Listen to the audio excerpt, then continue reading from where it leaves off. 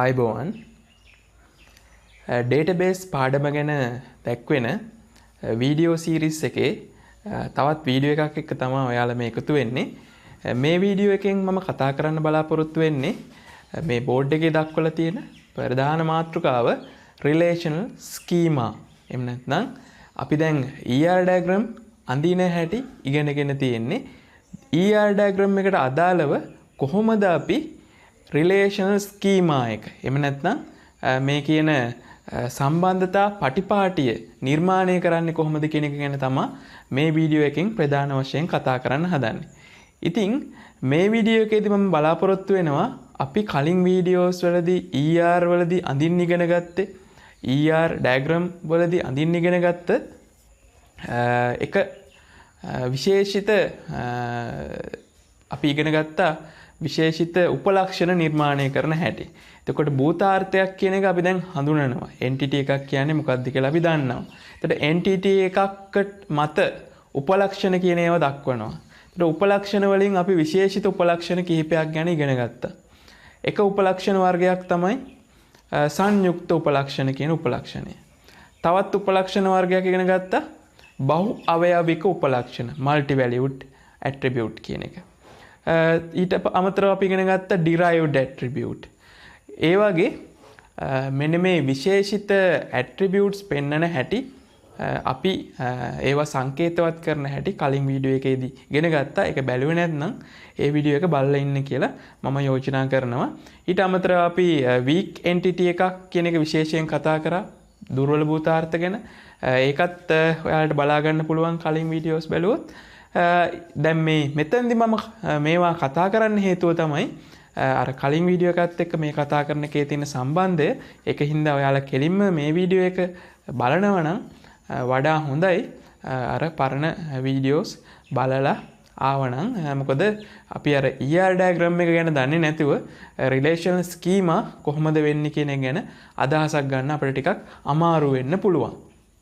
ඉතින් මම මේ රිලේෂනල් ස්කීමා එක ගැන කෙලින්ම නම කිව්වට මේක මොන වගේ සහ මේකේ මොකද්ද මේ අපි භාවිතා කරන දේ ප්‍රයෝජනය කියලා කතා කරොත් රිලේෂනල් ස්කීමා එකක් අපි පාවිච්චි කරන්නේ අපිට ER diagram එක ගැන කතා කරද්දී අපි කතා කරා මේක තමයි database එකට අඳින plan එක කියලා.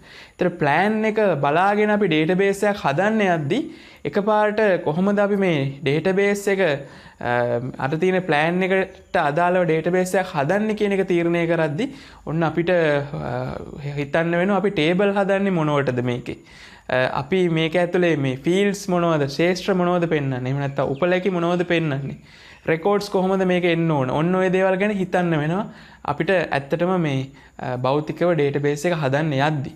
එතකොට ඔන්න අපිට මෙන්න මේකට මඟ පෙන්වන යම් අතරමැදි plan එකේම කොටසක් තමයි මෙන්න මේ relational schema එක කියන්නේ. එතකොට හරියටම අපි relational schema එක තේරුම් ගැනීමෙන් තමයි අපිට මේ වගු අතර තියෙන සම්බන්ධයන් ටේබල් අතර තියෙන සම්බන්ධය ඇති වෙන්නේ කොහොමද කියන එක අපි කලින්ම තීරණය කරන්න ඕන.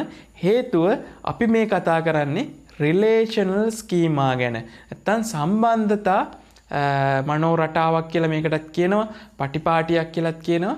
එතකොට මේක හදන හේතුව තමයි අපි කතා කරන මේ relational database. අපි මේ කතා කරන්නේ relational database ගැන. relational database වල සම්බන්ධතාවයන් අනිවාර්යෙන් පැවතිය යුතුයි. වගු වෙන වෙනම පවතින්න බෑ මේ database එක තුල. මොකද වගුවක් අතර සම්බන්ධතාවයක් අනිවාර්යෙන්ම පවතිනවා මේ relational database වලදී. ඉතින් මම මේ බෝඩ් එකේ ඇඳලා තියෙනවා භූතාර්ථයක් student කියලා. entity එකක් ඇඳලා තිනවා student කියලා. එතකොට student කියන භූතාර්ථය entity එක වෙනුවට අපි relational schema එකේදී අපි කියනවා මෙන්න මේක වෙනුවට table එකක් හැදෙනවා කියලා. වගුවක් හැදෙනවා කියලා. ඉතින් ඒක දක්වන්න මම student කියලා ලියලා වරහණක් කරලා තමයි මෙන්න මේ උපලක්ෂණ ටික දක්වන්නේ. එතකොට student කියන ID කියන එක මම ලියනවා student ID. එතකොට බලන්න මේ student ID වලට යටින් ඉරක් තියෙනවා. ඒකෙන් කියන්නේ මේ student ID කියන එක මොකක් කියලාද? ස්ටුඩන්ට් ID කියන එක ප්‍රාථමික යතුරක් කියලා. ඒතර ප්‍රාථමික යතුරක් කියලා පෙන්වන්න තමයි මේ යටින් ඉරක් ඇඳලා තියෙන්නේ. මෙතෙන්දිත් අපි එක ප්‍රාථමික යතුරක් කියලා දක්වන්න ඕන හින්දා මම ඉරක් ඇඳා. ඊට පස්සේ ඊළඟ උපලක්ෂණ ටික මට ලියාගෙන යන්න පුළුවන්. ST name student name කියන එක තියෙන ST name කියලා. ඊළඟ එක තියෙනවා ST address කියලා. ඔය විදිහට.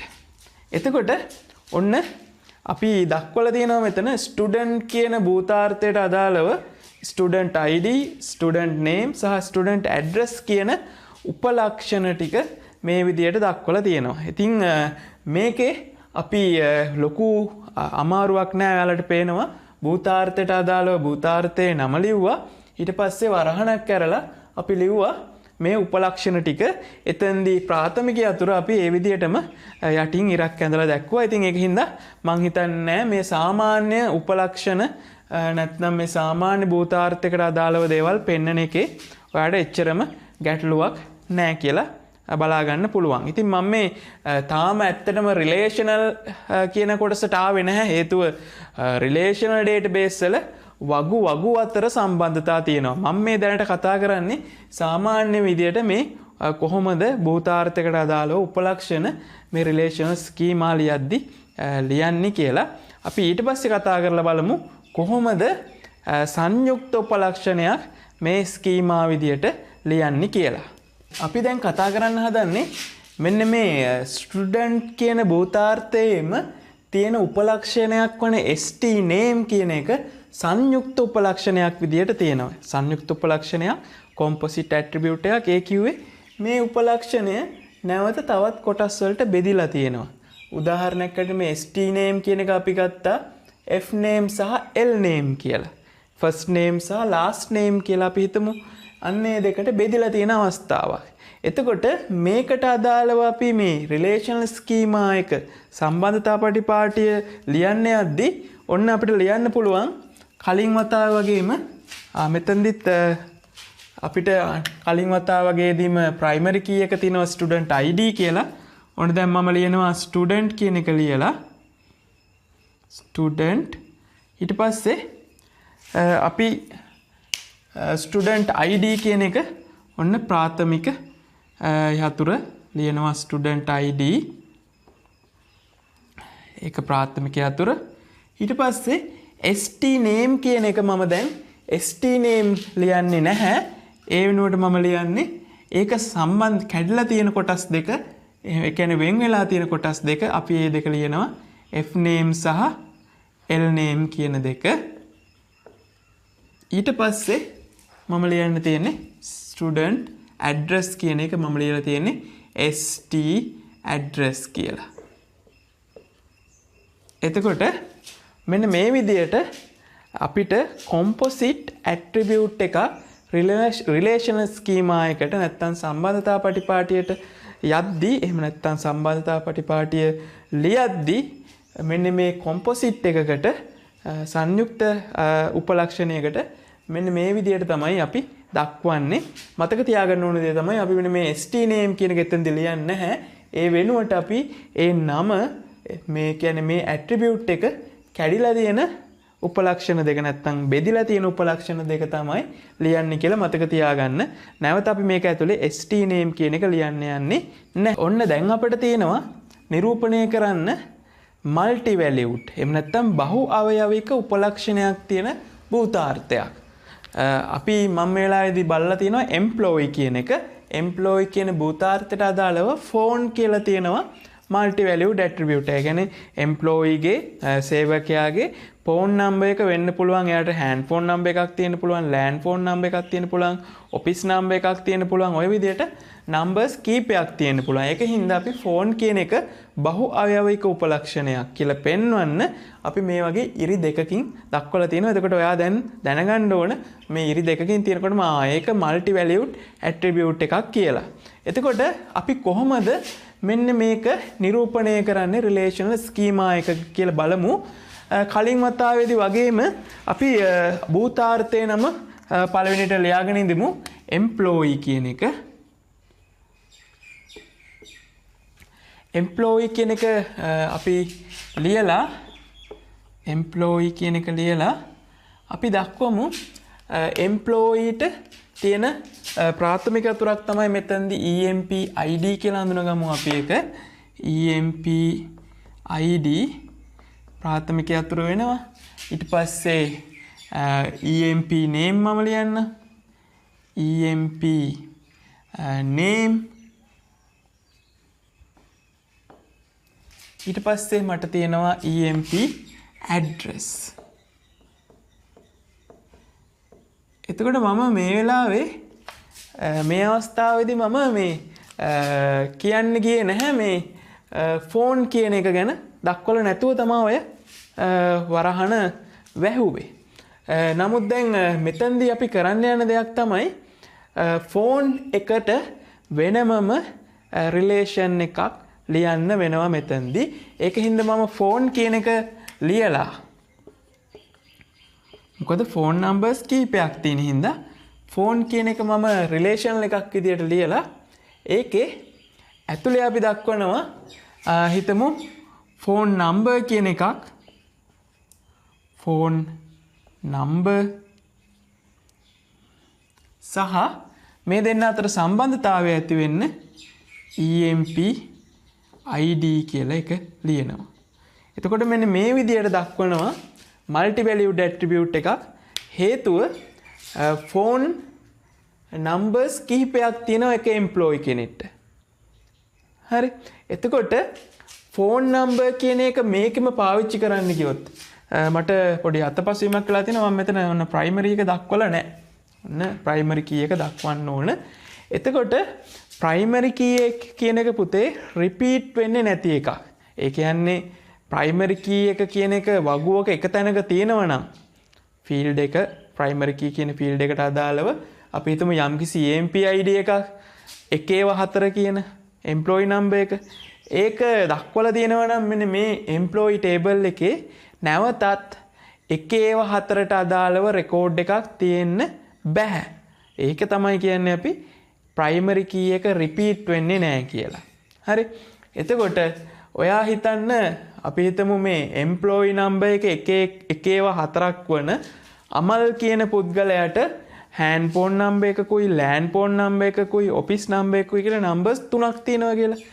ඒ තුනම අපි දක්වන්න ගියොත් අපිට වෙනවා මේ ෆෝන් නම්බර් කියන එක මෙතන දාලා දක්වුවොත් අපිට වෙනවා 1/3ට අදාළව රෙකෝඩ් 3ක් දක්වන්න.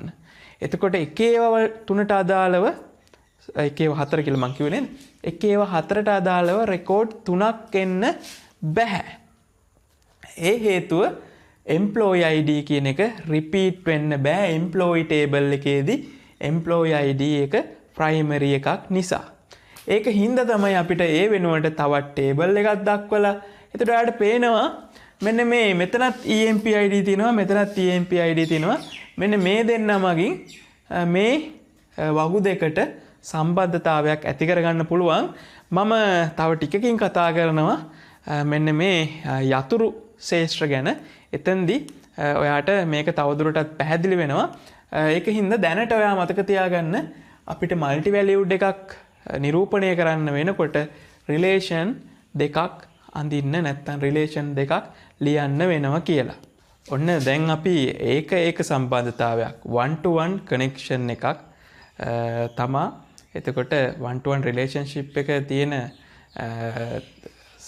connection එකක් තමා නැත්නම් මේ ER සටහනක් තමා අපි දැන් මේ දක්වන්න හදන්නේ relational schema එක අඳින්න හදන්නේ 1-to-1 relationship එකකට.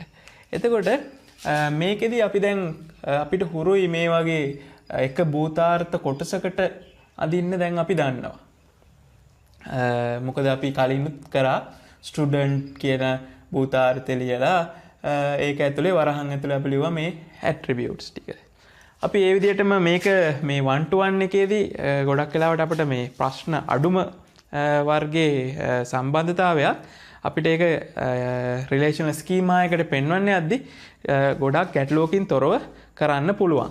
එතකොට මේකෙදී අපි කල්පනා කරන්න ඕන කාරණය තමයි කලින් නම් අපි භූතාර්ථේ නම ලිව්වා වරහන් ඇතුලේ ලිව්වා මේ වගේ උපලක්ෂණ ටික. ඒ වගේම මෙතනදිත් අපිට පුළුවන් භූතාර්ථය නම ඩෙස්ක් වරහන් ඇතුලේ මේ දෙක ලියන්න.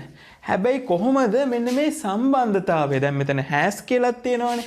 එතකොට student has desk කියලා මේකේ තියෙන්නේ. ඒ කියන්නේ එක සිසුවෙකුට එක ඩෙස්ක් එකක් තියෙන අතර එක ඩෙස්ක් එකක් එක සිසුවෙකු සතුව පවතී කියන එක. එතකොට එක සිසුවෙකු සතුව එක ඩෙස්ක් එකක් පවතින අතර එක ඩෙස්ක් එකක් එක් සිසුවෙකු සතුවේ.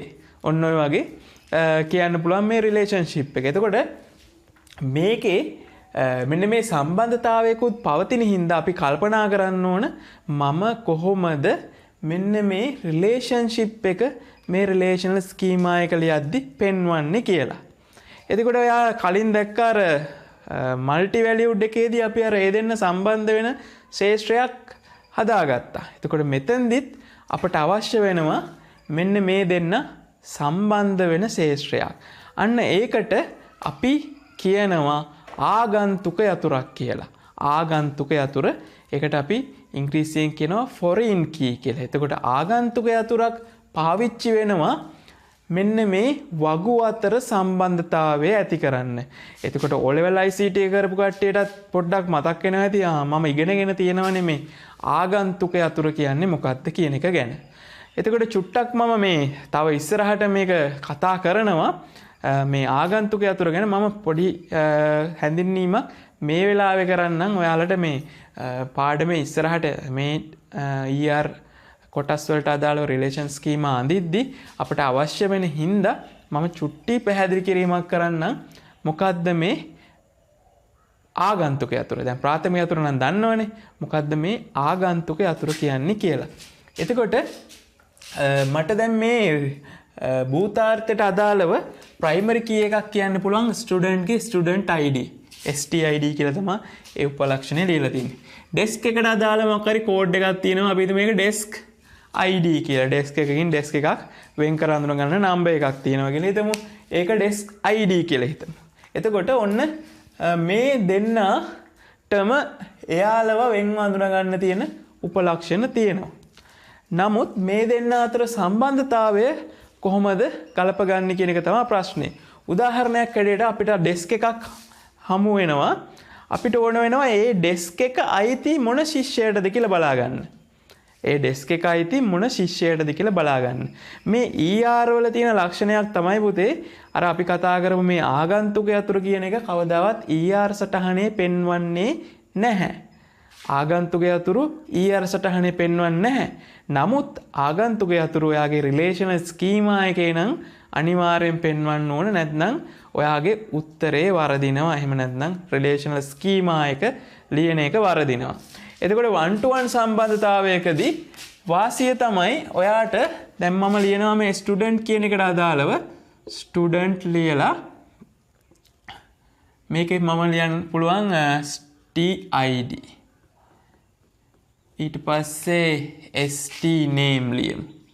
ST name ඊට පස්සේ ST address. එතකොට පුතේ ඔයාට පුළුවන් මේකේ ප්‍රාථමික යතුරු තමයි STID. ඔයාට පුළුවන් මෙන්න මේ ශේෂ්ත්‍රය desk ID කියන එක මේකේ පාවිච්චි කරන්න. මෙහෙම පාවිච්චි කරන්න පුළුවන්. ඊට පස්සේ ඔයාට පුළුවන් ඩෙස්ක් එක කියන එක ලියද්දී ඩෙස්ක් අපි දන්නවා ඒකේ තියෙනවා ඩෙස්ක් ID සහ කලර්. අපි දන්නවා මේකේ ප්‍රාථමික යතුර මොකද්ද? ඩෙස්ක් කියන එකේ ඩෙස්ක් ID තමයි ඒකේ ප්‍රාථමික යතුර. හරිනේ. දැන් එතකොට මේ වගු දෙක අතර අපි හිතුවොත් මෙන්න මේවට අපි වගු හැදුවොත් වගු දෙක අතර සම්බන්ධතාවයක් ඇති වෙන විදියක් තියෙනව නේද? මොකක්ද ඒ විදිය? ඔයාලට පේනවා මෙන්න මේ මෙතනින් සම්බන්ධ වෙන්න පුළුවන්. ඔන්න දැන් අර මං කලින් අහපු ප්‍රශ්නෙට අදාළව ඩෙස්ක් එකක් ලැබෙනවා. ඒ ඩෙස්ක් එකේ අයිතිකාරයා කවුද කියලා බලා ගන්න ඕන. හිතන්න පුළුවන්. මේකට අදාළව හිතුවොත් ස්ටුඩන්ට් කෙනෙක්ගේ ඩෙස්ක් නම්බර් එකක් තියෙනවා. මම මේ කතා කරන්නේ මේ ලියපු එකට අදාළව. ස්ටුඩන්ට් කෙනෙක්ගේ ඩෙස්ක් අංකයක් තියෙනවා. ඒ ඩෙස්ක් එක මොන පාටද කියලා එතන නම් ඩෙස්ක් අංකයක් තියෙනවා. ඒ ඩෙස්ක් එකේ පාට බලා ගන්න ඕන වෙනවා. එතකොට කොහොමද කරන්නේ? මේ ඩෙස්ක් ID එකෙන් බලනවා මෙන්න මේ අදාළ ඩෙස්ක් ID එක මොන පාටද කියලා. හරි. එතකොට මේක ඔය මේ රිලේෂන් එක ඇති වෙන්න පුළුවන් එක ක්‍රමයක්. මම ඒක ලියන්නම් method 1 කියලා. එතකොට මේක ලියන්න පුළුවන් ඊළඟ ක්‍රමය තමයි method 2 එක තමයි අපිට දක්වන්න පුළුවන් ස්ටුඩන්ට් කියන එක ලියනවා. කලින් වගේම ස්ටුඩන්ට් ලියලා STID ලියනවා. ඊට පස්සේ ST name ලියනවා. ඊට පස්සේ ST address ලියනවා. ST address ලියනවා. ඊට පස්සේ අපි මේක ඔහොම වහනවා. ඊට පස්සේ මේ ඩෙස්ක් එකේ ඒවා ලියද්දී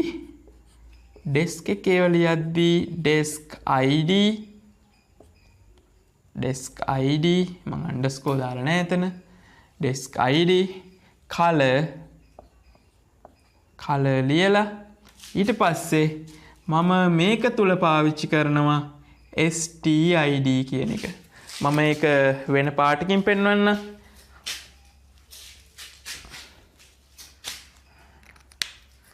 STID. එතකොට ඔන්න අපිට පුළුවන් මේ දෙන්න අතර සම්බන්ධතාවය මේ විදියටත් කියන්න. මේ අවස්ථාවේදී ඔන්න ඩෙස්ක් එකක තියෙනවා ශිෂ්‍ය අංකයක් ගහලා. මොන ශිෂ්‍යයාටද කියලා එයාගේ නම බලා ගන්න ඕන. එතකොට පුළුවන් මෙහෙම ගිහිල්ලා මේ විදියට සම්බන්ධ වෙන්න. මම එතකොට මේකේ ප්‍රයිමරි දක්වලා නැහැ නේද? STID තමයි මෙතන ප්‍රයිමරි. ඩෙස්ක් එකේ ප්‍රයිමරි තමයි ඩෙස්ක් ID. එතකොට මේ තැන් දෙකේදීම මේ බලන්න ඩෙස්ක් ID කියන එක ඩෙස්ක් කියන ටේබල් එකේදී එයාගේ ප්‍රාථමික අතුර. ඩෙස්ක් ID කියන එක ඩෙස්ක් වලදී ප්‍රාථමික අතුර. නමුත් ස්ටුඩන්ට් වලදී එයා ප්‍රාථමික අතුරක් නෙමෙයි. එයාට කියනවා එතෙන්දී මොන අතුරක් කියලාද? එයාට කියනවා foreign key එකක් කියලා. මම ඒක FK කියලා දක්වනවා. එතකොට ඒක foreign key එකක්. ඒ වගේම මේ පහළ සම්බන්ධතාවයේදී foreign key එක අඳුනගන්න. foreign key එක තමයි desk table එකේ තියෙන student ID කියන එක foreign key. එතකොට පුතේ ඔයාලා මතක තියාගන්න ඕන කාරණය තමයි foreign key එකක් කියද්දි අපි ඒක table එකත් එක්ක කියන්න ඕන. foreign key එක කියද්දි මෙන්න මේක field එක තමයි foreign key එක. දැන් කාරු හරි ළමයෙක් කිව්වොත් මෙහෙම එකක් desk එකේදී desk ID කියලා desk ID foreign key එක කියලා නිකම්ම කිව්වොත් එතකොට හිතන්න පුළුවන් යා desk ID කොහොමද foreign key වෙන්නේ? desk table එකේදී ආ primary නේ කියලා. ඔව්.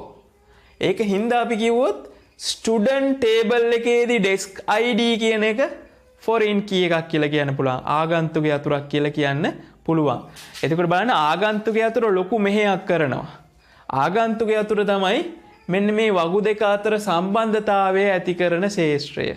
ඒක හින්දා ආගන්තුක යතුරු කියන එක පාවිච්චි වෙනවා අපි නිතරම මෙන්න මේ වගු අතර සම්බන්ධතාව ගොඩනගන්න. එතකොට මේ ඔයාලා මගේ ටියුට් එක ෆලෝ කරනවා නම් කරගෙන යනවා නම් මම බලන්න මම චුට්ටක් පෙන්නන්නම් ඒක.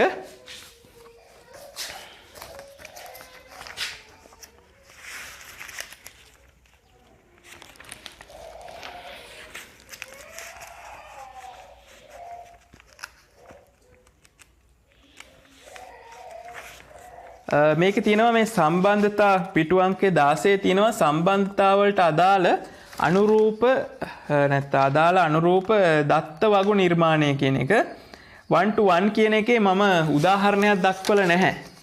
1 to 1 එකේදී උදාහරණයක් දක්වලා නැහැ.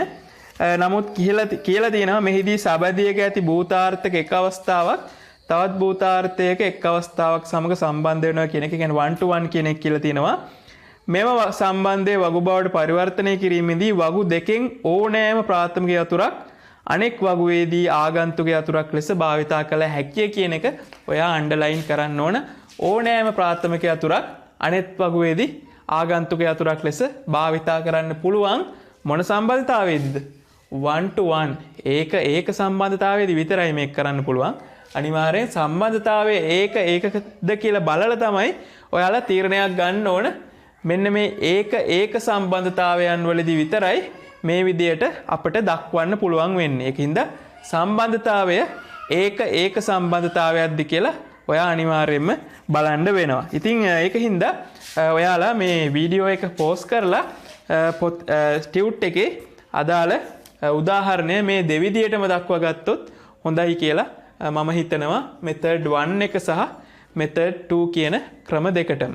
ඔන්න දැන් අපි කතා කරන්න හදන්නේ ඒක බහු සම්බන්ධතාවයක් 1 to many රිලේෂන්ෂිප් එකක් කොහොමද අපි ඒක හරවන්නේ රිලේෂනල් ස්කීමා එක නැත්නම් සම්බන්ධතා පටිපාටියකට පරිවර්තනය කරන්නේ. එහෙම නැත්නම් ඔයා කලින් තේරුම් ගත්ත විදිහට කොහොමද මේ ER ඩයග්‍රෑම් එකට අදාළව ඩේටාබේස් එක හදද්දී ටේබල් හදන්නේ කොහොමද කියන එක තමයි මෙතනදී කතා කරන්නේ.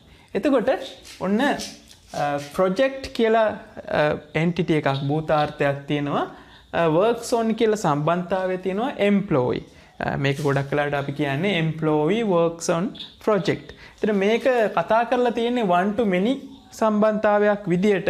එතනදී කියන්න වෙන්නේ එක ව්‍යාපෘතියක සේවකයෝ මෙතන හැටියට සේවකයෝ කිහිප දෙනෙක් වැඩ කරනවා. වැඩි ගාණක් වැඩ කරනවා. ආයේ අනිත් පැත්තට එක සේවකයෙක් වැඩ කරන්නේ එක ව්‍යාපෘතියක පමණයි. මේ සම්බන්ධතාවය දක්වලා තියෙන විදියට. එතකොට ඔන්න මෙයාලට අදාළව රිලේෂනල් ස්කීමා ලියන්න තමයි මේ උත්සාහ කරන්නේ. අන්න එතෙන්දී අර කලින් අපි 1 to 1 එකේ කරා වගේ දෙපැත්තෙන් ඕන පැත්තකට අපිට අර පාවිච්චි කරපු ප්‍රාථමික යතුරක් දාලා සම්බන්ධතාවය හදාගන්න බෑ. ඒකින්ද මෙන්න මේකේ කරන විශේෂිත විදිය ඔයාලා අනිවාර්යෙන් මතක තියාගන්න ඕන. මේක ගොඩක් වෙලාවට ප්‍රශ්නවලදී වාගෙන් අහන හින්දා අනිවාර්යෙන් මේක හොඳට මතක තියාගන්න බලමු අපි. මේක තේරුම් ගමු මෙන්න මේ විදියට. ඔන්න ප්‍රොජෙක්ට් කියන එක මම දැන් ලියනවා. ප්‍රොජෙක්ට්. එතකොට අපි කලින් වතාවේදී නම් කරේ ප්‍රොජෙක්ට් එකට අදාළව ප්‍රොජෙක්ට් එකේ තියෙන උපලැකි ටික ලිව්වා. මේක තියෙනවා project ID කියලා එකක් තියෙනවා. ඊට පස්සේ proj name කියලා තියෙනවා. මේක ඔයාගේ ටියුට් එකේ තියෙන fields වලින් චුට්ටක් වෙනස් වෙන්න පුළුවන්. නමුත් අපිට ඒක තේරුම් ගන්න ඒක බාධාවක් වෙන්නේ නැහැ. මම දැන් මේ වෙලාවේ දක්වපු ඒවා. ඔන්න මම දැන් දැක්කුවා project එක ඇතුලේ project ID, proj name සහ ඩියුරේෂන් කියන උපලැකි ටික දැක්කුවා. හරි. එතකොට ඔන්න දැන් මම ඊට පස්සේ දක්වන්න යන්නේ employee කියන එක කොහොමද දක්වන්නේ කියන එක. employee. එතකොට one පැත්තේ තිබුණේ project. many පැත්තේ තිබුණේ employee. මෙන්න මේකයි මේකේ සරලවම මෙතෙන්දී භාවිතා කරන්න ඕන නීතිය කිව්වොත් මෙන්න මේකයි කියන්න තියෙන්නේ. one පැත්තේ කෙනාගේ ප්‍රාථමික යතුර මොකද්ද? one පැත්තේ කෙනාගේ ප්‍රාථමික යතුර තමයි project ID. එතකොට ඔන්න project කියන එකේ ප්‍රාථමික යතුර project ID. හේතුව project එකකින් project එකක් වෙන් කර හඳුනා ගන්න පාවිච්චි කරන්න පුළුවන් ශේෂ්ත්‍රයකට තමයි අපි මේ ප්‍රාථමික යතුරු ශේෂ්ත්‍රයක් කියලා කියන්නේ. ඔන්න project ID කියන එක ප්‍රාථමික යතුරු ශේෂ්ත්‍රයක් කියලා මේකදී අපි ඉගෙන ගත්තා. employee කියන්නේ many පැත්තේ තියෙන relationship එක. many පැත්තේ. එතකොට මෙන්න මෙහෙම මේකේ සාමාන්‍ය විදිහටම මට මුලදී මම ලියනවා EMP ID ලිව්වා. ඊට පස්සේ address telephone ඔන්න දැන් මම එම්ප්ලොයිට අදාළව තියෙන ඔක්කොම ටික ලිව්වා. නමුත් මම වරහන වහලා දැම්මොත් මේ දෙන්න අතර සම්බන්ධතාවය ඇති වෙන ෆීල්ඩ් එකක් දක්වලා නැතුව තමයි වරහන වහන්නේ. එහෙනම් මෙතනදී එන්න ඕන මොකද්ද? ශේෂ්ත්‍රය. සම්බන්ධ වෙන ශේෂ්ත්‍රය හැටියට project ID මං මෙතනදී පාවිච්චි කරන්න ඕන. project ID. හැබැයි මම මෙතනදී මේ project ID වලට යටින් ඉරක් අඳිනවද? ගොඩක් තරෝ හිතනවා ඒකට යටින් ඉරක් අඳිනවා. මොකද ඒක primary නේ. ඒක primary කියනකොට හැම table එකකටම නෙමෙයි ඒක primary වෙන්නේ. ඒක primary වෙන්නේ project table එකට විතරයි. මේ employee එකේ primary එක මොකද්ද? employee එකේ primary එක වෙන්නේ EMP ID කියන එක. එතකොට ඔන්න project එකේ project ID තමයි primary, employee එකේ EMP ID තමයි primary. එතකොට මේ දෙන්න අතර සම්බන්ධතාවය ඇති වෙන්නේ මෙන්න මේ විදියට. ඔන්න එතකොට මේකේ කලින් එකේ වගේ EMP ID මෙතන පාවිච්චි කරොත් අපි සම්බන්ධතාවය දක්වපු හැටි වැරදි. මෙතනදී අනිවාර්යෙන් one පැත්තේ එක්කෙනාගේ ප්‍රාථමිකය අතුර many පැත්තේ එක්කෙනාගේ අපි මේකට කියනවා foreign key එක ආගන්තුකය අතුර හැටියට භාවිතා වෙන්න ඕන. ඔන්න දැන් මම මගේ වීඩියෝස් වල මේ ආගන්තුකය අතුර කියන එක පැහැදිලි කරේ නැහැ ඔයාලට. මම ඉස්සරහට ඔය යතුරු ශේෂ්ත්‍ර ටික ඔක්කොම කතා කරන්න තමයි ඉන්නේ ඊළඟ වීඩියෝ එකකින්. ඒතර දැනට මම චුට්ටක් කියන්නම් මේ ආගන්තුක යතුර කියන්නේ මොකක්ද කියන එක. ආගන්තුක යතුර කියන යතුර මොකක්ද කියලාට පළවෙනිට මතක තියාගන්න ඕනේ. යාගේ වාසියක් හැටියට ආගන්තුක යතුරක් තමයි වගු අතර සම්බන්ධතාවය ඇති කරන්න පාවිච්චි කරන්නේ. එතකොට අර කලින් එකේදීත් අපි ආගන්තුක යතුරක් පාවිච්චි කරනවා. කලින් රිලේෂන්ෂිප් එක අපි කතා කරේ 1 to 1 එකේදීත් ඔයා දැක්ක එකක ප්‍රාථමික යතුරක් අනිත් එකක භාවිතා කරා. අන්න එතකොට ප්‍රාථමික යතුරු ආගන්තුක යතුරු සම්බන්ධතාවයක් එතකොට ඇති වෙලා තියෙනවා. මෙතෙන්දිත් ප්‍රාථමික යතුරු project ID project table එකට අදාළව employeeට එයා ආගන්තුක යතුරක්. එතකොට අපි හිතමු අපිට employee කෙනෙක් හම්බෙනවා. එයා වැඩ කරන project එක මොකක්ද කියලා බලා ගන්න ඕන. employee කෙනෙක් අපිට හමු වුණාම එයාගේ project ID එක මොකක්ද කියලා අහුවම අන්න එයා කියනවා මෙහෙම project ID එක 001 කියලා හිතමු. ඒක තමයි project ID. එතකොට එයාගේ project ID එකට අදාළව project එකේ නම හොයා ගන්න ඕන නම් අපිට අනිවාර්යෙන් project කියන table එකත් එක්ක සම්බන්ධ වෙලා බලන්න වෙනවා 001 ගේ නම මොකක්ද කියලා. එයාගේ duration එකත් මෙතනින් බලා ගන්න පුළුවන්. නමුත් මේ දෙන්න සම්බන්ධ වෙන්න ඕන එක ශේෂ්ත්‍රයක් භාවිතා වුණා. ඒ ශේෂ්ත්‍රය එක වගුවක එයා ප්‍රාථමික යතුර අනෙක් වගුවේ දෙයා ආගන්තුක යතුර. එතකොට එයාගේ ටියුට් එකේ මම PK කියලා දක්වලා තියෙන්නේ primary key එක, FK කියලා දක්වලා තියෙන්නේ foreign key එක. එතකොට මෙන්න මෙතනට අපිට කියන්න පුළුවන් මේක PK කියලා. PK. එතකොට මේක අපි කියනවා FK කියලා. මේක PK. ඔන්න එතකොට one to many relationship එකකට අපිට කිව්වොත් relational schema එක අඳින්න කියලා අපි දැනගන්න ඕන one පැත්තේ පාවිච්චි කරන ප්‍රාථමික යතුර many පැත්තේ table එකේ ශේෂ්ත්‍රයක් විදියට පාවිච්චි කරන්න. ඒක අපි කියනවා ආගන්තුක යතුරු ශේෂ්ත්‍රයක් කියලා. ඔන්න එහෙනම් one to many ඔය විදියට අපි ලියා ගන්නවා. ඔන්න දැන් බහු සම්බන්ධතාවයක් many to many relationship එකක් තමයි අපි ඒකට අදාළව තමයි relational schema එකක් අඳින්න හදන්නේ. එතකොට මෙන්න මේක ගොඩක් වෙලාවට මෙන්න මේ දැනුම විභාගයේදී අපෙන් නිතරම මනිනවා. එහෙම නැත්නම් අපෙන් අහන ප්‍රශ්න අතර තියෙන කොටසක් තමයි මේක.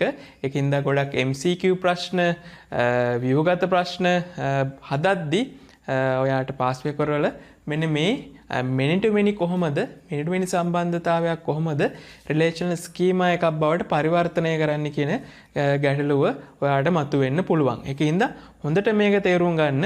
මම හිතන්නේ එක අවස්ථාවක් ඔයා හරියට මේක තේරුම් ගත්තොත් ඔයාට ඒක සදාකාලිකවම මතක තියාගන්න පුළුවන්. හරියටම ඒක තේරුම් ගන්න එක තමයි වැදගත් වෙන්නේ. ඒකින්ද චුට්ටක් ඔයාගේ හොඳ අවධානය යොමු කරොත් මේක ඔයාට තේරෙන එක හොඳටම සිද්ධ වෙයි. ඒකින්ද අපි බලමු මේක හොඳටම තේරුම් ගන්න. එතකොට ස්ටුඩන්ට් සහ ස්පෝර්ට් කියන භූතාර්ථ දෙක පාටිසිපේට් කියන සම්බන්ධතාවයකින් සම්බන්ධ වෙලා තියෙන අවස්ථාවක් ගැන තමයි මේ කතා කරන්නේ. මෙතනදී ඔයාලට පේනවා ස්ටුඩන්ට් මත නම් තියෙන්නේ මේ සාමාන්‍ය අපි කතා කරපු උපලක්ෂණ. ඒ වගේම ස්පෝර්ට් මතක් තියෙනවා අපි සාමාන්‍යයෙන් මේ කතා කරන SPID කියන්නේ ස්පෝර්ට් එක අඳුන ගන්න තියෙන ස්පෝර්ට් ID එක, SP name කියලා ස්පෝර්ට් name එක සහ ලොකේෂන් එකක් දාලා තිනවා ස්පෝර්ට් එක කරන තැන කියලා මම. එතකොට අපි හිතමු මෙන්න මේකේ මේ වෙනස් වෙන දේවල් ටිකක් තව තියෙනවා. තව උපලක්ෂණ දෙකක් මට පෙන්වන්න තියෙනවා. මම ඒක බෝඩ් එකේ ලියලා තියෙනවා ඔයාලට බලා ගන්න. නායකත්වය කියලා එකක් තියෙනවා. ඊට අමතරව පැය ගන්න එකක් කියලා එකක් තියෙනවා. අපි හිතමු මේකේ සම්බන්ධතාව විස්තර කරන්න ගියාම many to many හින්දා එක ශිෂ්‍යයෙක් ක්‍රීඩාවන් වැඩි ගණනක් කරනවා. නැත්තම් මෙතන තියෙන මොකද්ද? සහභාගී වෙනවා නම් සහභාගී වෙනවා කියලානේ. ඒකින්ද එක ශිෂ්‍යයෙක් ක්‍රීඩාවන් වැඩි ගණනකට සහභාගී වෙනවා. ඒ වගේම එක ක්‍රීඩාවක් ශිෂ්‍යයන් වැඩි ගණනක් විසින් සම්බන්ධ වෙනව නැත්තම් කරනවා. එක් ශිෂ්‍යයෙක් ක්‍රීඩාවන් වැඩි ගණනකට සහභාගී වන අතර එක ක්‍රීඩාවක් සඳහා ශිෂ්‍යයින් වැඩි ගණනක් සහභාගී වෙයි. ඔහොම කියන්න පුළුවන්. එතකොට අපිට කියනවා සමහර ශිෂ්‍යයෝ මේ ක්‍රීඩාවල නායකත්වය දරනවා කියලා. උදාහරණයක් හැටියට අපි හිතමු කමල් කියන ශිෂ්‍යයා. කමල් කියන ශිෂ්‍යයා ක්‍රිකට් උත් කරනවා, වොලිබෝල් උත් කරනවා, ටේබල් ටෙනිස් උත් කරනවා. එතකොට එයා ටේබල් ටෙනිස් වල නායකත්වයක් දරනවා, ක්‍රිකට් වල නායකත්වයක් දරනවා කියලා. එතකොට ඔන්න එයා ක්‍රීඩාවන් දෙකක නායකත්වය දරනවා. එක ක්‍රීඩාවක නෙමෙයි ක්‍රීඩාවන් දෙකක. එතකොට අපි බලමු මේ එයා දරන නායකත්වය එයාගේ නමට ඉස්සරහින් යොදන්න ගියොත් ස්ටුඩන්ට් කියන එකේ තමයි එයාගේ නම තියෙන්නේ. එතකොට ස්ටුඩන්ට් ID අපි හිතමු නමනේ දැන් අපි කමල් කියලා කිව්වේ. කමල් කියලා එයා කැප්ටන් කියලා දැම්මොත් එයාගේ කැප්ටන්සි එක දැම්මොත් මෙන්න මේ ස්ටුඩන්ට් මතට දාන්න ගියොත් මේ උපලක්ෂණය අපි දාන්න ඕන දැන් ඒක ස්ටුඩන්ට් උඩට දාන්න ගියොත් ස්ටුඩන්ට් වලට සම්බන්ධ කරලා මෙහෙම දාන්න ගියොත් ගැටලුව මොකද්ද? එයා මොන ක්‍රීඩාවටද කැප්ටන් කියලා ප්‍රශ්නයක් එනවා. හේතුව කමල් ක්‍රීඩාවන් කිහිපයක් කරනවා. හරිනේ. ආයෙත් ඒක දාන්න ගියොත් ස්පෝර්ට් පැත්තට.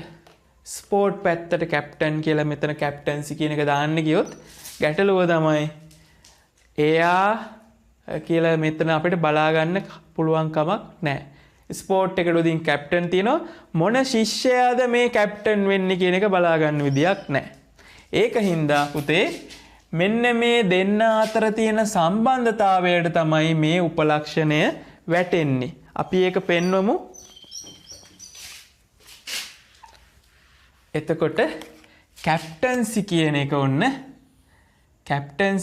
ඔන්න දාන්න පුළුවන් වෙන්නේ මෙන්න මේ පාටිසිපේට් කියන සම්බන්ධතාවයට. කැප්ටන්සි කියන එක අපි දාන්නේ මෙන්න මේ පාටිසිපේට් කියන සම්බන්ධතාවයට. එතකොට දැන්ට කාගේ හරි හිතේ තියෙනවා නම් ඇයි එහෙම කරේ සර් කියලා ඔන්න ආයෙ චුට්ටක් බලා ගන්න ඇයි එහෙම කරන්නේ කියලා. එහෙම කරන්න හේතුව තමයි ශිෂ්‍යයා ක්‍රීඩාවන් කිහිපයකට සහභාගී වෙනවා. ඒ වගේම එක් ක්‍රීඩාවක් සඳහා ශිෂ්‍යයින් කිහිප දෙනෙක් සහභාගී වෙනවා. නැත්තම් වැඩි ගාණක් සහභාගී වෙනවා. එතකොට ශිෂ්‍යයෙකුට අදාළව කැප්ටන්සි කියන එක මේකට දාන්න ගියොත් ඒ ශිෂ්‍යයා ක්‍රීඩාවන් කිහිපයක් කරන හින්දා එයා මොන ක්‍රීඩාවේද කැප්ටන් කියලා හොයාගන්න බෑ. ඒක දාන්න ගියොත් වෙන ගැටලුවක් තමයි මේ ප්‍රයිමරි කී රිපීට් කරන්න වෙන අවස්ථාවක් වෙනවා. එහෙම කරන්න බැහැනේ අපිට. ඊට පස්සේ ස්පෝර්ට් වලට දාන්න ගියොත් ස්පෝර්ට් කියන භූතාර්ථයට ඒක දාන්න ගියොත් මොන ළමයාද මේ කැප්ටන් වෙන්නේ කියලා හොයාගන්න බැරි වෙනවා. ඒක හින්දා තමයි අපි මේ ළමයා සහ ක්‍රීඩාව අතර තියෙන සම්බන්ධතාවයට අපි හිතමු කමල් ක්‍රිකට් කැප්ටන්. කමල් සහභාගී වෙනවා ක්‍රිකට් වලට අන්න එයාගේ කැප්ටන්. ඔන්න එතකොට පාටිසිපේට් එකෙන් ඒක කියවෙනවා. ඒ වගේම ශිෂ්‍යව මේ ක්‍රීඩාව කරනවලු යම් පැය ගාණක් කියලා කියනවා. යම් පැය ගණනක් මේ කට්ටිය ක්‍රීඩාව කරනවලු. එතකොට ඒකත් දාන්න වෙන්නේ අපට මෙන්න මේ පාටිසිපේට් මතටම තමයි කියලා ඔයාට තේරුම් ගන්න පුළුවන්. පාටිසිපේට් එකටම තමයි අපි මේක අවර්ස් කියලා තමයි දාලා තියෙන්නේ. එතකොට ඔන්න අවර්ස් කියන උපලක්ෂණය දාන්න වෙන්නේත් පාටිසිපේට් කියන සම්බන්ධතාවය උඩටම තමයි.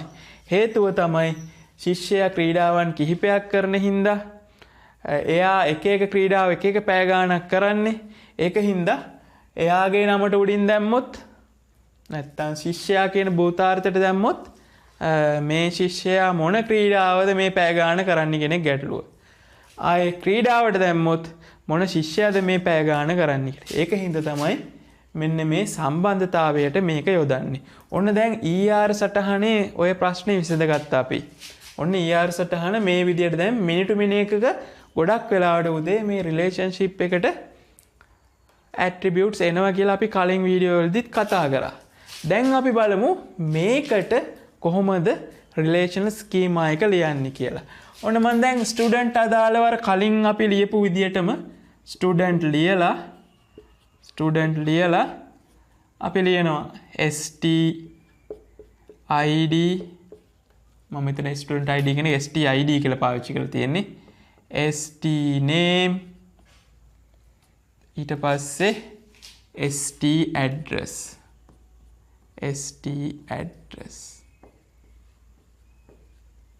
මේක හරි. ඊට පස්සේ ස්පෝර්ට් කියන එකට ලියනවා ස්පෝර්ට් spid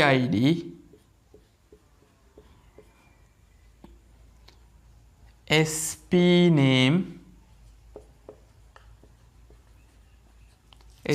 name සහ ලොකේෂන් දාලා තියෙන.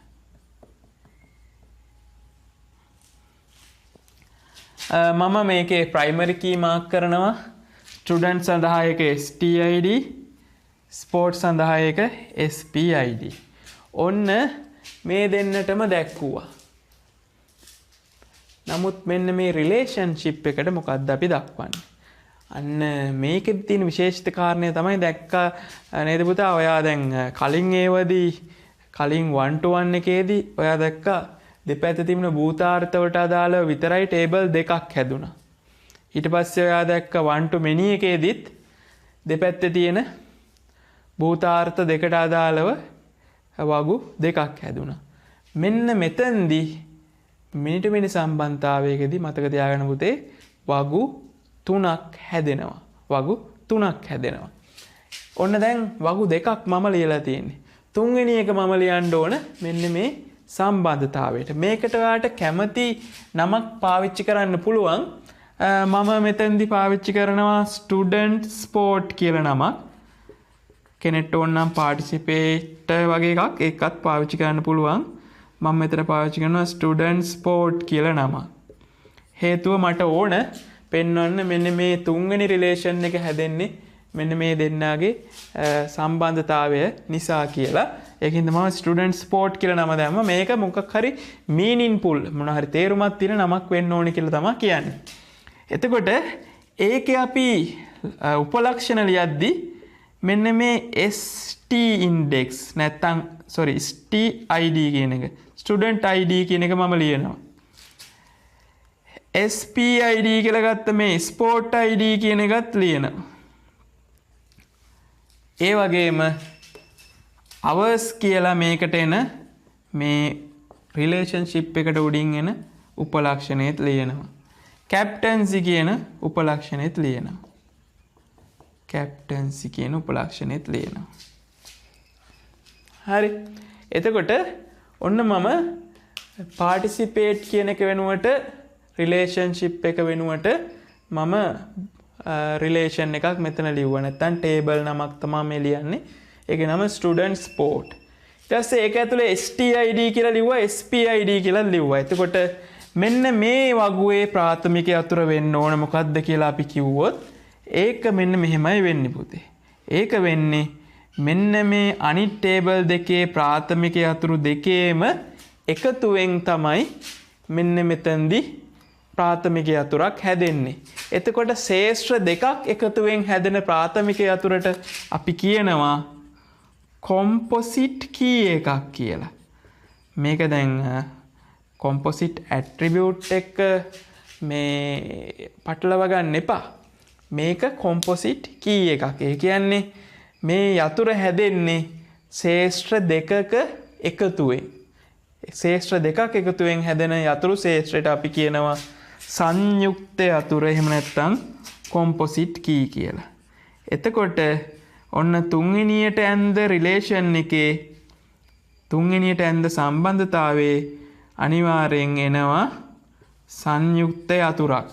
ඒක මතක තියාගන්න ඕනේ. ඊට අමතරව එනවා මේ දෙන්නගේ එහෙම නැත්නම් මේ මෙන්න මේ රිලේෂන්ෂිප් එකට දාපු ඇට්‍රිබියුට්ස් තමයි ඊට පස්සේ එන්නේ. එතකොට ඔන්න ඔය ටික තමයි දක්වන්න ඕන වෙන්නේ. මෙන්න මෙතෙන්දී කොහොමද මේ වගු අතර දැන් සම්බන්ධය ගොඩ නැගෙන්නේ කියන එක ඔයාට තේරුම් ගන්නත් අවශ්‍ය ඇති. බලන්න වගු අතර සම්බන්ධය ඇති වෙන්න පුළුවන් නේ පුතේ මේ අතරමැදි ටේබල් එක මගේ. ඔයාට පේනවා STID තියෙනවා. STID තියෙනවා මේ participate නැත්නම් student sport කියන එකේ තියෙනවා STID එක. ඒක හින්දා student සහ student sport දෙන්න සම්බන්ධ වෙන්න පුළුවන් STID වලින්. ඊට පස්සේ sport සහ student sport සම්බන්ධ වෙනවා SPID පාවිච්චි කරලා. මේ එතකොට ළමයට එන්න පුළුවන් ප්‍රශ්නයක් සර් කිව්වනේ දැන් කලින් මෙහෙම මේ ප්‍රයිමරි ඒවත් එක්ක මේ ඉර ගහලා තියෙන එක ප්‍රයිමරිනේ. මේක දැන් කොහොමද මේ මෙහෙම දැන් මේ ඉර ගහපු එකක් එක්ක සම්බන්ධ වෙන්නේ කියන එක. හරි. ඒ වගේ ගැටලුවක් එන්න පුළුවන්. මෙතනදී පුතේ මේ SPID කියන එක තනියෙන් ප්‍රයිමරි කී එකක් නෙවෙයි. SPID කියන එක මෙතනදී මොන කී එකක්ද වෙන්නේ? SPID කියන එක මෙතනදී වෙන්නේ foreign key එකක්. FK එකක්. ඒ වගේම STID එකත් මෙතනදී ගනිද්දි එයා foreign key එකක්. මේ දෙන්න එකට ගත්තම තමයි අපි එයාට කියන්නේ මේ දෙන්නම එකට ගත්තම තමයි අපි කියන්නේ එකට සංයුක්ත යතුරු ශේෂ්ත්‍රයක් කියලා. ඒකින්ද මේ දෙන්නම එකට ගත්තොත් තමයි ඒක ප්‍රාථමික යතුරක් වෙන්නේ. තනි තනිව ගත්තම යාලා ප්‍රාථමික යතුරු නෙවෙයි. ඒකින්ද තමයි මේ ප්‍රාථමික යතුරු සහ ආගන්තුක යතුරු සම්බන්ධතාවය මගින් මේ වගු අතර සම්බන්ධතාවය ගොඩ නැගෙන්නේ. ඉතින් මේ සම්බන්ධ අභ්‍යාස ගොඩක් තියෙනවා. අපිට පේපර්ස් වල මම හිතන්නේ මම ඔයාලට මීට කලින් අපේ මේ ගෲප් එක හරහා දාපු අභ්‍යාස වලත් දාලා තිනවා මේක. අපි බලමු තව ඉදිරියට මේ ප්‍රශ්න කීපයක් කරගෙන යද්දි ඔයාට මේක ගැන වැඩි අවබෝධයක් එයි. දැනට ඔයා මේ දේ ගැන වැඩි අවධානයක් යොමු කරන්න මේ රිලේෂන්ෂිප් වර්ගය ගැන many to many එකේ තියෙන ආයෙ මම පොඩ්ඩක් සමරියක් විදියට කිව්වොත් many to many සම්බන්ධතාවයකදී රිලේෂන්ෂිප් එකට ඇට්‍රිබියුට් එනවා කියලා අපි කිව්වා. ඊට පස්සේ මෙන්න මේ many to many සම්බන්ධතාවයක් රිලේෂනල් ස්කීමා එක නැත්තම් මේ සම්බන්ධතා පටිපාටිය ලියද්දි මේ සම්බන්ධ වෙන මේ ටේබල් එක වම් පැත්තේ තියෙන ටේබල් එකේ උපලක්ෂණ ටික අපි ලියාගෙන යනවා. සාමාන්‍ය විදිහට ඒක ප්‍රාථමික යතුරත් නම් කරගන්නවා. දකුණු පැත්තේ තියෙන ටේබල් එක ඒකෙත් සාමාන්‍ය විදිහට අපි උපලක්ෂණ ලියාගෙන යනවා. ඊට පස්සේ අපි මේ රිලේෂන්ෂිප් එකට අදාළව තවත් ටේබල් එකක් ලියනවා නැත්නම් රිලේෂන් එකක් ලියනවා. ලියලා ඒකේ ප්‍රාථමික අතුර වෙන්නේ මේ වම් පැත්ත ටේබල් එකේ දකුණු පැත්ත ටේබල් එකේ තියෙන ප්‍රාථමික අතුරු වල එකතුව කියලා මතක තියාගන්න වෙනවා.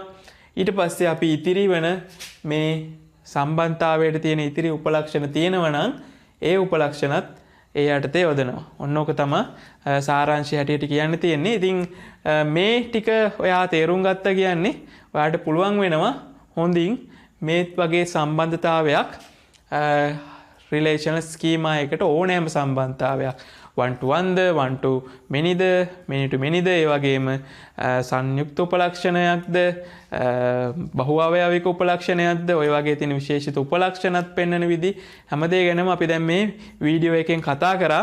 එතකොට මට තව එකක් විතරයි විශේෂයෙන් කතා කරන්න තියෙන්නේ මේ රිලේෂනල් ස්කීමා අඳිද්දී අපි සැලකිලිමත් වෙන්න ඕන තව දෙයක් තමයි කොහොමද weak entity එකක් තියෙන සම්බන්ධතාවයක් රිලේෂනල් ස්කීමා එකට නිරූපණය කරන්න කියන එක. අපි ඒකත් බලලම මේ වැඩේ එතකොට අවසන් කරමු. right අපි කතා කරන්න හදන්නේ විශේෂිත සම්බන්ධතාවයක් සඳහා කොහොමද මේ රිලේෂනල් ස්කීමා එක අඳින්නේ කියලා. මේ විශේෂිත සම්බන්ධතාවය තමයි බලන්න මේ එම්ප්ලොයි කියලා දාලා තියෙන මම සේවකයාට ඉන්නවා යැපෙන්නම්. අපි කියන යාලට ඩිපෙන්ඩන්ට්ස් කියලා. එතකොට සේවකයා සිටිනවා නැත්නම් යැපෙනවා යැපෙන්නන්. එතකොට මේකෙදි මේ weak entity එක කියලා කියන්න පුළුවන් මෙන්න මේ entity එක. මේකට කියනවා weak entity. එහෙම නැත්නම් අපි සිංහලෙන් කිව්වේ දුර්වල භූතාර්ථය කියලා. දුර්වල භූතාර්ථය.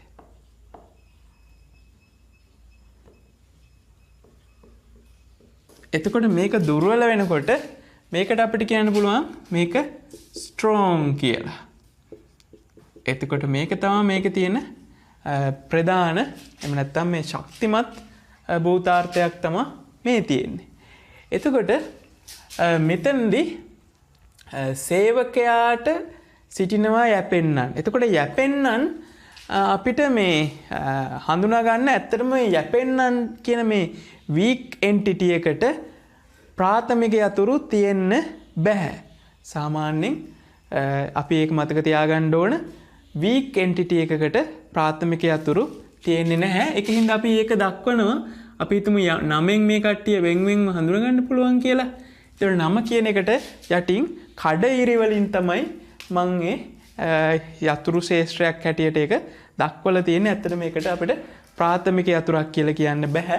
ඔන්න මම name කියන එක යටින් කඩඉරි වලින් දැක්වුවා. මේ name වලින් මේ කට්ටිය වෙන්කට හඳුනා ගන්න පුළුවන් කියලා කියන හින්දා. නමුත් මෙයාගේ යටතේ ඉන්න හින්දා employee යටතේ ඉන්න හින්දා මෙයාට ප්‍රාථමික යතුරක් තියෙන්න බෑ. අපි බලමු මෙන්න මේ රිලේෂන් එක මේ සම්බන්ධතාවයේ කොහොමද අපි වගු වලට හරවන්නේ කියලා. එතකොට මෙතනදී employee සඳහා මම ලියනවා employee කියලා ලියලා employee අපි ඒක ඇතුලේ තියෙන්න ඕන ප්‍රාථමික අතුරක් තමයි EMP ID. EMP ID ලියලා මම යටින් ඉරක් අඳිනවා. ඊට පස්සේ EMP name තියෙනවා. EMP name ඊට පස්සේ address තියෙනවා. අපි strong එකට අදාළව මේ විදිහට ලිව්වා. මේ entity එකට අදාළව strong entity එකට අදාළව ওই විදිහට ලිව්වා. දැන් අපි බලන්න ඕන කොහොමද අපි ලියන්නේ මේකේ.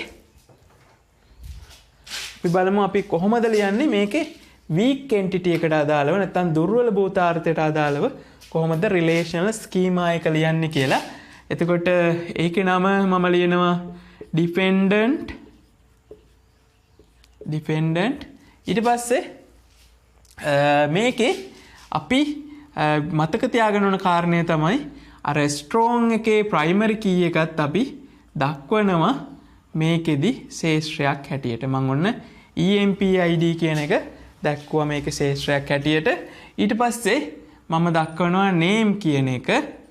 name ඊට පස්සේ gender කියලා යාට අයිති තියෙන උපලක්ෂණ තව තියෙනවා නම් ඒ ඔක්කොම මේ යටතේ දක්වනවා. එතකොට ඔන්න බලන්න මේ මේකේ අර අපි දක්කපු නේම් කියන එක එතකොට කඩේරිය වලින් දැක්ුවේ මේකේ. ඕනනම් අපිට මෙතන කඩේරිය වලින් දක්වන්න පුළුවන්. මෙතන අපි ප්‍රාථමික යතුරක් හැටියට ගන්නව නම් මෙන්න මේ යතුරු ශ්‍රේෂ්ඨ නැත්තම් මේ ශ්‍රේෂ්ඨ දෙකම එකතු කරලා අපිට ප්‍රාථමික යතුරක් ගන්න පුළුවන්. මෙයාට තනිවම ප්‍රාථමික යතුරක් විදිහට ක්‍රියා කරන්න බෑ. හේතුව එයා weak entity එකක් වීම. එතකොට මෙන්න මේ කාරණා ටික අපි weak entity එකක් relation schema එකට පරිවර්තනය කරද්දී නැත්තම් weak entity තියෙන entity එකක් නැත්තම් weak entity තියෙන relationship එකක් කොහොමද අපි relational schema එකකට හරවන්නේ කියනකොට මතක තියාගන්න ඕන මේ strong entity එක නැත්තම් මේ අර weak entity එක කවුරු මතද රඳා පවතින්නේ? අන්න ඒ කියන entity එකේ මේ අදාළ entity එකේ ප්‍රාථමික යතුර මෙතෙන්දී ශ්‍රේෂ්ඨයක් විදිහට භාවිතා වීම හරහා තමයි මේ දෙන්න අතර සම්බන්ධතාවය ඇති වෙන්නේ කියන එක මතක තියාගන්න වෙනවා. එතකොට මේ කී එකක් තනිව බෑ යාට ප්‍රාථමික යතුර වෙන්නේ මෙතෙන්දී. මෙයාටත් තනිව බෑ. ඒකින්ද මේ දෙන්න එකතු වෙලා හැදෙන කී එකක් තමයි අපිට මේකෙදි ප්‍රාථමික යතුරක් කියලා සලකන්න වෙන්නේ. ඒකත් අපිට මතක තියාගන්න වෙනවා. ඔන්න එතකොට අපි weak entity එක තියෙන relationship එකක් relational schema එකට හැරෙව්වා මෙන්න මේ විදියට. එතකොට මේත් එක්කම මම මේ වීඩියෝ එක අවසන් කරනවා. එතකොට මම චුට්ටක් මතක් කරොත් මේ වීඩියෝ එකෙන් අපි ඉගෙන ගත්ත දේවල් ගැන අපි මුලදීම කතා කරා සංයුක්ත උපලක්ෂණ, බහු අවයවික උපලක්ෂණ වගේ උපලක්ෂණ කොහොමද රිලේෂනල් ස්කීමා එකට හරවද්දී අපි ලියන්නේ කියන එක, රිලේෂනල් ස්කීමා එක ලියන්නේ කියන එක.